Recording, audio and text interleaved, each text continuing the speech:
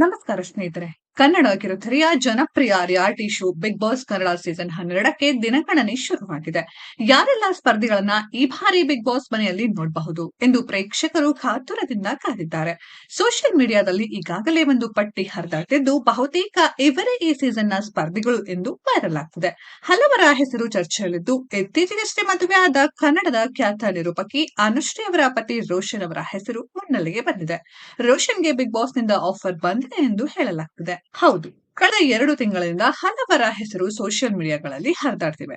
ಮೊದಲಿಗೆ ಮೇಘನಾ ರಾಜ್, ಸುಧಾರಾಣಿ ಸೇರಿದಂತೆ ಪ್ರಮುಖ ನಟಿಯರು ಕೂಡ ಬಿಗ್ ಬಾಸ್ಗೆ ಹೋಗ್ತಾರೆ ಎಂದು ಹೇಳಲಾಗ್ತಿತ್ತು. ಆದ್ರೆ ಈ ಬಗ್ಗೆ ಅವರೇ ಕ್ಲಾರಿಟಿ ನೀಡಿದ್ದು ಇದು ಸುಳ್ಳು ಸುದ್ದಿ ಎಂದಿದ್ದಾರೆ. ಇನ್ನು ಕಳೆದ ಕೆಲವು ದಿನಗಳಿಂದ ಬಿಗ್ ಬಾಸ್ ಸ್ಪರ್ಧಿಗಳ ಪಟ್ಟಿಯೊಂದು ಸಖತ್ ವೈರಲ್ ಆಗಿದೆ.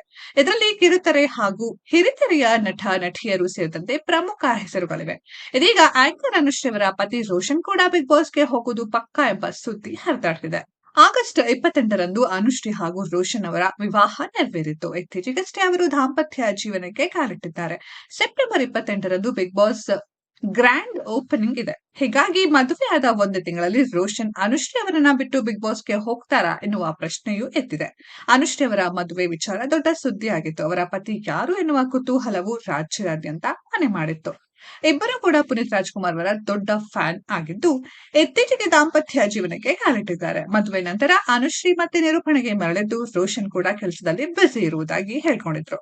ಇದರ ನಡುವೆ ರೋಷನ್ಗೆ ಬಿಗ್ ಬಾಸ್ ನಿಂದ ಆಫರ್ ಬಂದಿದೆ ಎಂದು ಸುದ್ದಿಯೊಂದು ಸಖತ್ ಸೌಂಡ್ ಮಾಡ್ತಿದೆ. ಆದ್ರೆ ಈ ಬಗ್ಗೆ ಅನುಶ್ರೀ ಅವರಾಗ್ಲಿ ರೋಷನ್ ಆಗ್ಲಿ ಯಾವುದೇ ಪ್ರತಿಕ್ರಿಯೆ ನೀಡಿಲ್ಲ.